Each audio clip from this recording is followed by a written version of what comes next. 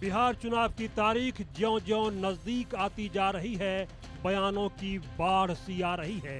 पूरा चुनाव जंगल राज बनाम कानून राज के इर्द गिर्द ही सिमटता जा रहा है। एनडीए से मुद्दा बनाकर विपक्ष खासकर तेजस्वी और आरजेडी को घेरने में जुटा है। इसी कड़ी में चर्चा में आरजेडी के पूर्व सांसद और बाहुबली नेता रहे मोहम्मद शहाबुद्दीन के बेटे ओसामा का नाम चर्चा में आ गया है। सिवान जिले की रघुनाथपुर सीट से चुनाव लड़ रहे शहाबुद्दीन के बेटे ओसामा को बीजेपी ने घेरना शुरू कर दिया है। बीजेपी के स्टार प्रचारकों में शामिल यूपी के मुख्यमंत्री योगी आदित्यनाथ ने सीवान में एक जनसभा के दौरान ओसामा को घेरा। उन्होंने पिता की विरासत और कुख्यात कारनामों के हवाले से साफ साफ कहा कि जैसा नाम वैसा काम। मुझे आश्चर्य हुआ जब मैं रघुनाथपुर में आया और रघुनाथपुर में आकर के मैंने देखा कि आरजेडी ने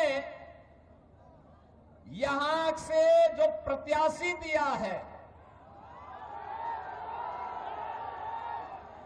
वो अपनी खानदानी आपराधिक पृष्ठभूमि के लिए इस पूरे क्षेत्र नहीं देश और दुनिया में कुख्यात रहा है। नाम भी देखो ना, जैसा नाम वैसा काम। इससे पहले गृह मंत्री अमित शाह ने भी बक्सर की रैली के दौरान शहाबुद्दीन के बेटे ओसामा का जिक्र किया था। उन्होंने जनसभा में कहा था कि 100 शहाबुद्दीन भी आ जाएं तो भी बिहार का बाल बांका नहीं कर सकते। योगी अपने भाषण में उसी को विस्तार देते सुनाई दे रहे हैं। आरजेडी ने यहां से जो प्रत्याशी दिया है वो अपनी खानदानी आपराधिक पृष्ठभूमि के लिए इस पूरे क्षेत्र नहीं देश और दुनिया में कुख्यात रहा है। नाम भी देखो ना, जैसा नाम वैसा काम। वहीं दूसरी तरफ चुनावी प्रचार में अब राहुल गांधी ने भी एंट्री ले ली है।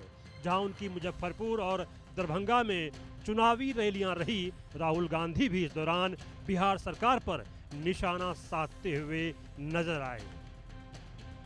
मैं हिंदुस्तान के हर डिस्ट्रिक्ट में गया हूं, जहां भी मैं जाता हूं वहां बिहार के युवा मुझे मिलते हैं।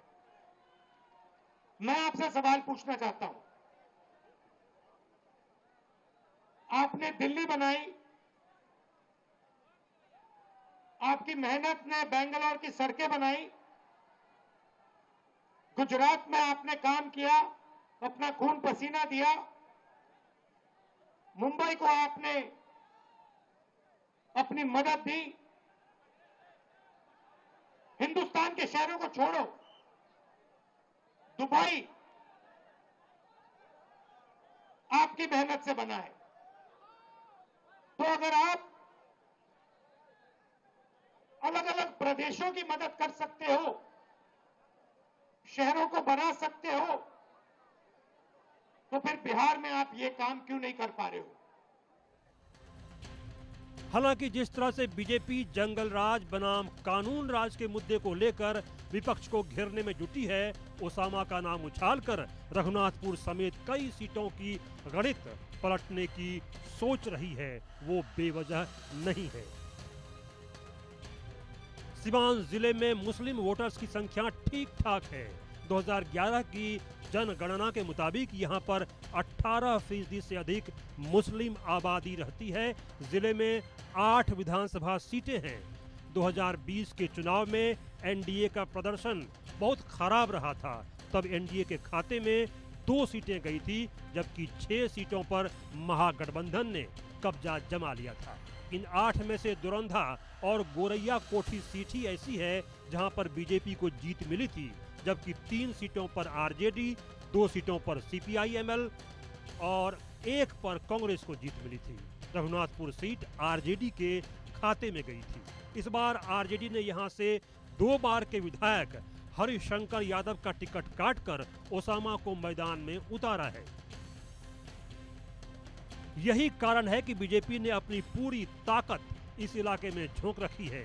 सिवान की यूपी से दूरी बहुत ज्यादा नहीं है, ऐसे में उसे लगता है कि इन सीटों पर योगी का प्रचार हवा का रुख बदलने की कुवत रखता है।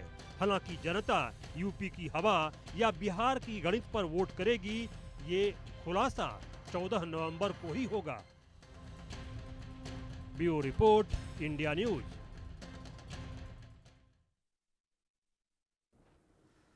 कई सवाल उठते हैं इससे। जंगलराज बनाम कानून राज 2025 की